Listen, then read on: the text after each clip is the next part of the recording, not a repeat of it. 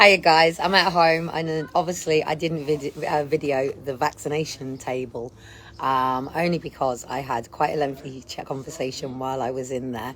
Elijah Shiloh freaked out the moment, because we saw a St. John's thing and I took him in to see St. John's and it was the vaccination table. All of a sudden Shiloh went straight behind me and didn't want to be around the vaccination table, and it was actually Shiloh who stepped up and actually said something. So how much the children know themselves, but I was able at the table, you know, the thing that I used to have on my timeline, which is actually the quote from what was back in 2010. Hiya there, Claire. Hiya there, Tina.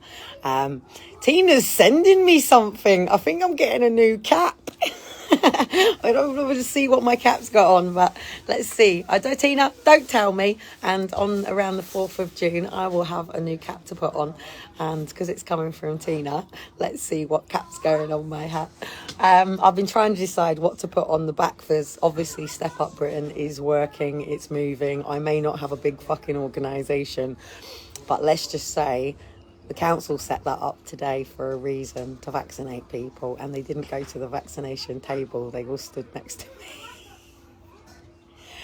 People in this area have had strokes of the vaccination.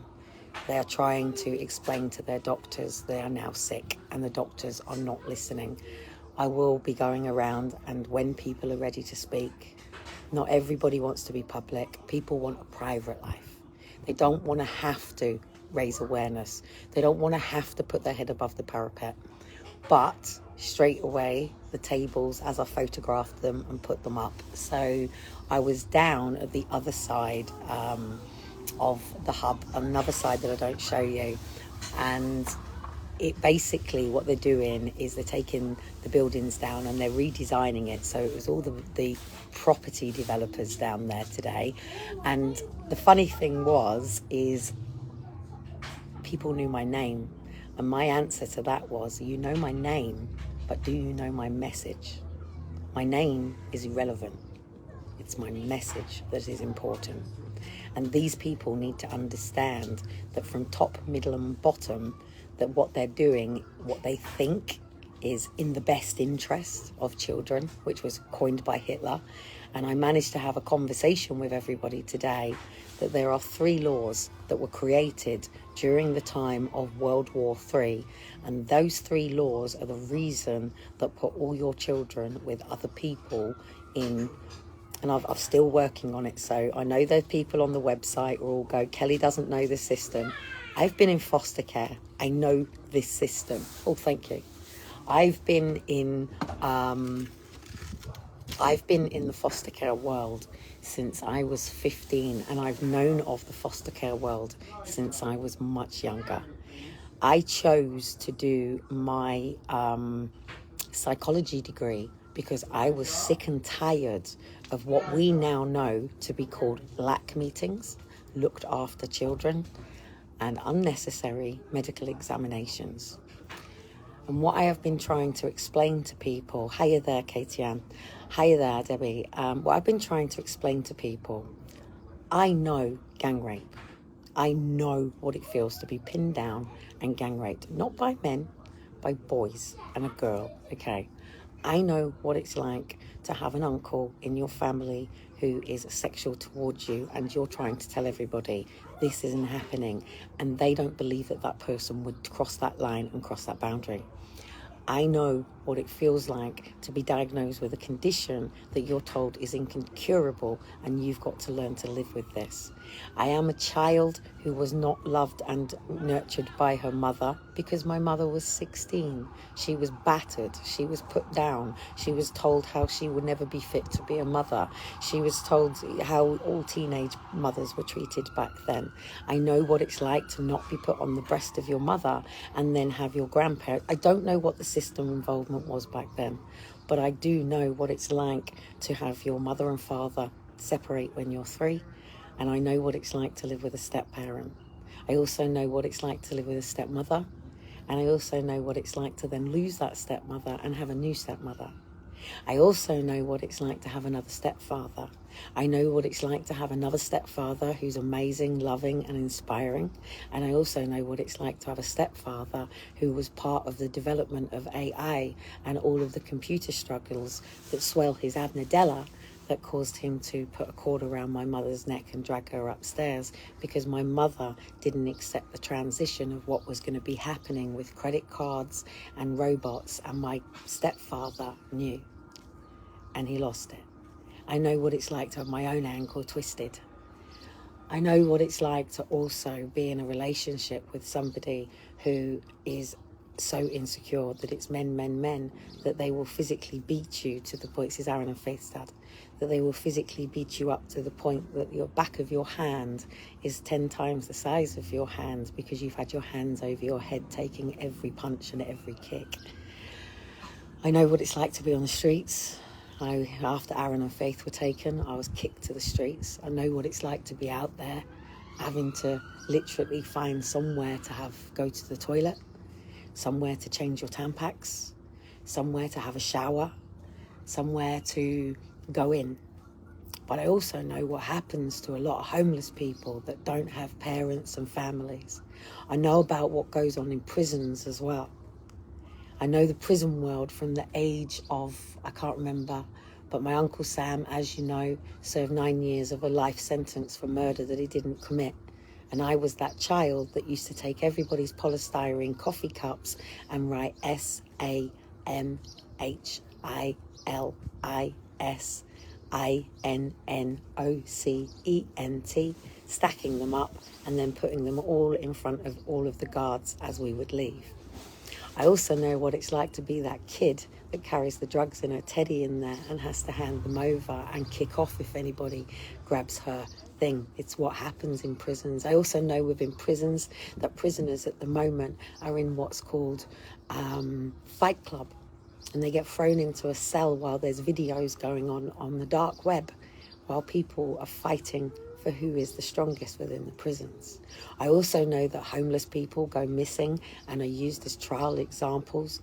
I also know that homeless go missing for many other reasons. I also know that there is paedophilia in this country. I also know that one of the biggest heads of one of the children's centres is a transgender who is supportive of paedophilia, known as MAPS. So there are paedophiles who love children and have sexual contact with them. And then there are what they call MAP. What does MAP mean, Dean? What does MAP mean? Quick, so your voice isn't on, I'm on live. What does MAP stand for? No, just quick. Minor something, I can't think what MAP stands for. Minor, I can't think what it stands for, but it's basically people that are saying that they're attracted to children, but they wouldn't act on it. There is a difference in being around children. I'm like a bit of the Pied Piper around here. I don't know if the Pied Piper is a good thing, but I'm a youth worker, qualified youth worker, yeah? Qualified in a psychology degree. No, I'm not a psychologist, and no, I'm not a psychotherapist. I haven't done my master's and I haven't done my PhD, but that's only down to funding. That's only down to money. Minor attracted persons, that's it. Well done, Amber. So basically, they don't want to be known as paedophiles. They want to be known as people that are attracted to children, but don't have sexual relationship with children. Now, we live in a world where majority are lovely, kind, honest people. They wouldn't steal. They don't lie. But they're very shy. We have lots of different people. People can be an extrovert, introverted, lots of different ways of managing personality. But the problem is our world has developed so much that these 18th century laws and many other things, so take homeless people, okay? There is a vagrant law that says that you're not allowed to beg on the streets, okay? So the majority of people on the streets that are in prison for no fixed abode. Dean was only held on remand because we had no fixed abode. If we'd had an address, he wouldn't have been held in the prison. the Western world think that they are right about everything. They think that democratics is a way to move forward. They think that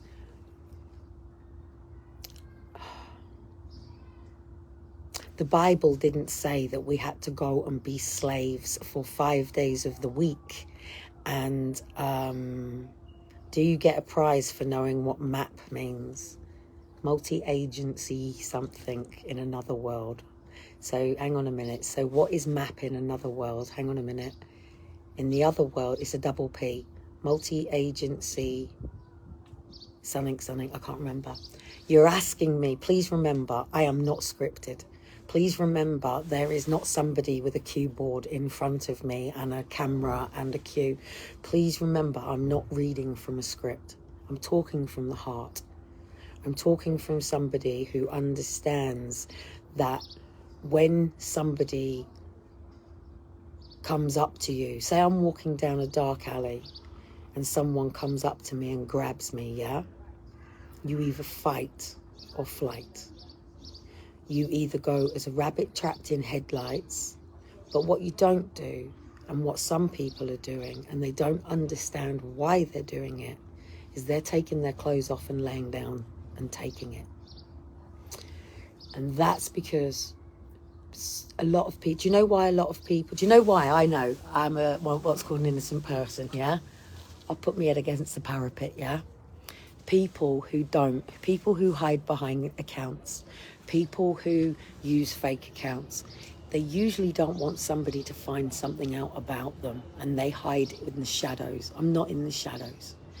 There is nothing. Now, even these people who have got this troll website, everybody trying to find something wrong with Kellie Cotton. Hey, I escorted to put myself through university to support my 2 children. But do you know why I escorted?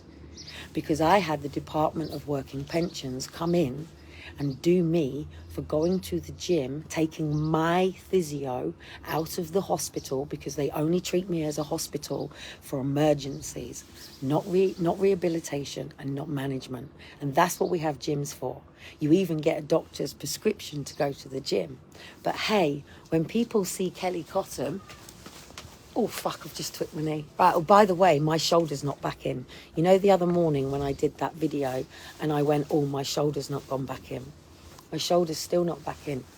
I'm moving it around, yeah? Oh, but that is not in. It is not in. Are you ready? I'm going to see if I can try and get it in for you today. No. Hang on. Ah, there she is. Yeah, there she is. That's it.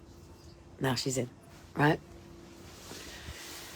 If any of you have ever subluxed the disc in your back and you're not used to it, yeah, you'll be laying down on your bed for probably 3 or 4 weeks and maybe walking around like this, yeah? Imagine that in every part of your body. And I mean every part of your body.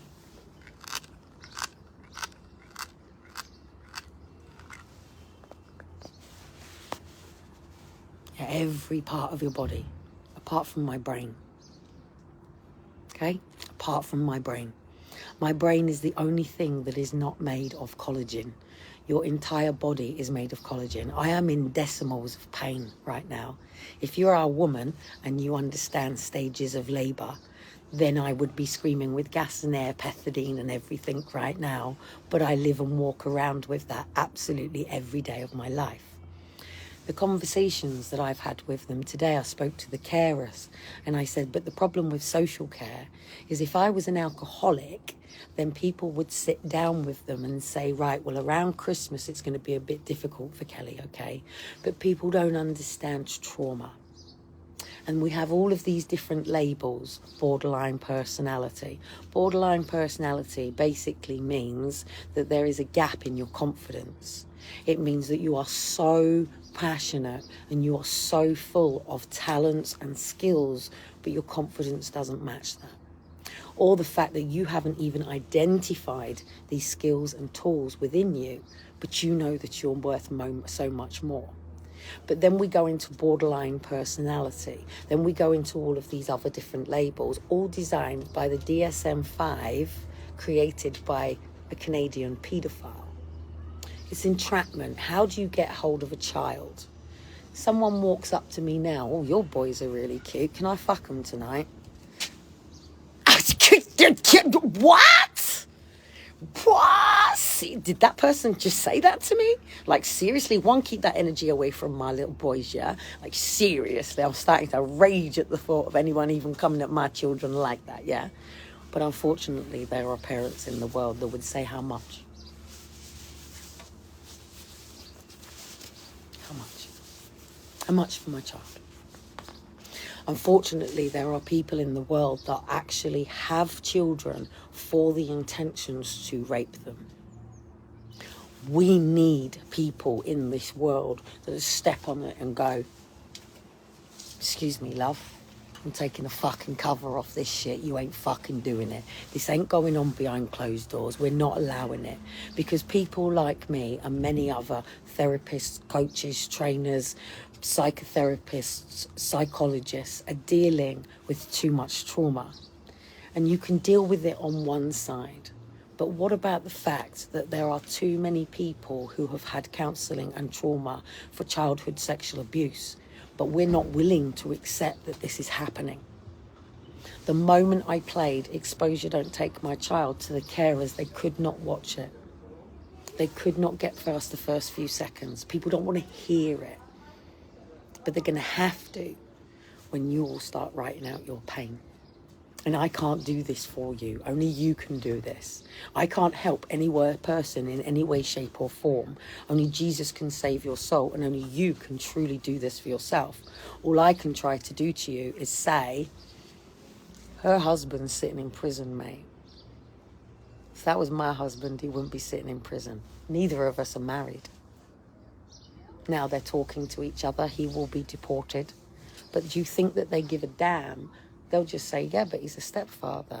But you've only been together 6 years. And go off, get your new life. Now you need to grieve. But all of a sudden, one day she'll start crying. One day the pain's going to hit her. And people point their fingers and go, oh, you're mad, you're crazy, you are. You're fucking crazy, no. There's nothing done us. You're mad, you're crazy, you are. But even if somebody's got mental health, like I said to them, why at Save the Family did I go from being an EDS mother that was going in for proper treatment, who was having an upright MRI, who only needed help with childcare, who doesn't want to just pass their children on to anybody because I don't know them. My parents didn't step in to help me. They're not the ones they're the ones that left me hemorrhaging, dying on a bed, having to have a transfusion. I've had a transfusion. I cannot give blood. Mothers have died for years in childbirth. Nobody's talking about this.